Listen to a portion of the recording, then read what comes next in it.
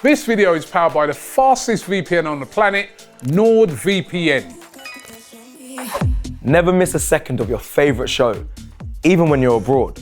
Get NordVPN 2-year plan plus 4 months extra by clicking the link below. It's risk-free with Nord's 30-day money-back guarantee. AFTV, James, you mean the press conference? He's like, how was it? What was he saying, Mikel Arteta, after that performance? Yeah, like obviously just talking about the positives. So before I go into it, I want to just round of applause Stephen Alexander, who called in on fan zone all the time, sending their videos. And I knew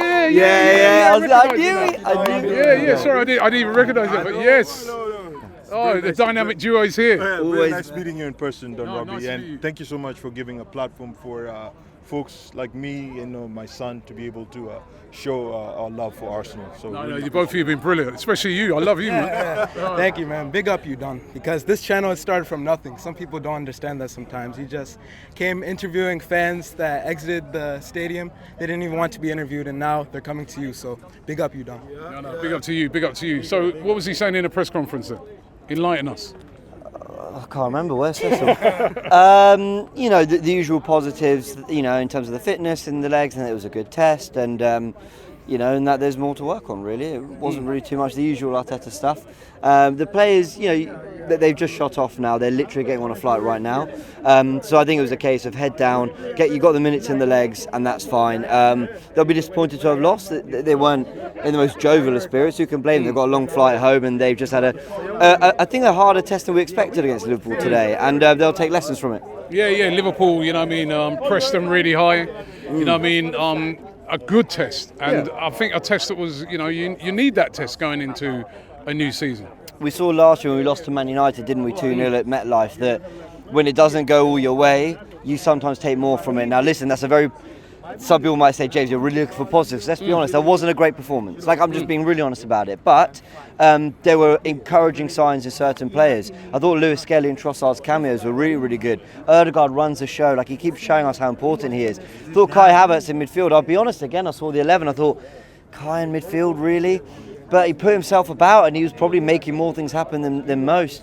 Martinelli looks electric. Nelson's making some things happen, but we still have our core to come back. It's one thing saying we have players to come back. So do Liverpool. So did Man United the other day. But we've got our core as well. Raya, Saliba, Rice. You put them through the heart of that team. Potentially a new signing. Havertz hasn't played a minute up front yet in pre-season. And you realise that then we'll maybe see something different in terms of Arsenal. And listen, Saka plays out on the wing, but he's very much part of that core as well. So still levels to go, but we need to see it in the coming games. Okay, your top 4 this season. I've won the league. you gotta sprung it. Believe. I'll caveat it by saying I think we win a trophy, but I'm going to go Man City, Arsenal, Liverpool, and Man United. I don't think that. I don't think Man United. Carry on. Top 4 this season. Definitely Arsenal. Come on now. Man City, Newcastle. Arsenal. Come on now. Man City, Liverpool, and I don't care about the rest, but throwing an Aston Villa in there. Villa look very good, but I think it'll depend on who Arsenal buy. If Arsenal get a really good striker, I see them winning it. But if not, I think you still have to give City top and Arsenal a close second again. And then Liverpool and Man United are going to battle for it, for the 3rd and 4th place. But Villa could also spring a surprise. Okay, what about you? What about you? So top 4. Top 4, of course, is going to be us. Then I'm going to say City. Of course. Of course. This is our season. So I say City, second, then Liverpool, and then Aston Villa, like you said.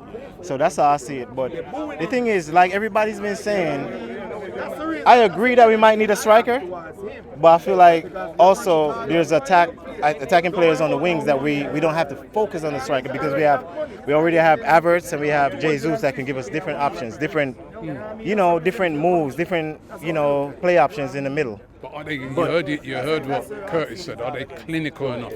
They're not Tight game. You know them tight games. Havertz is not clinical enough.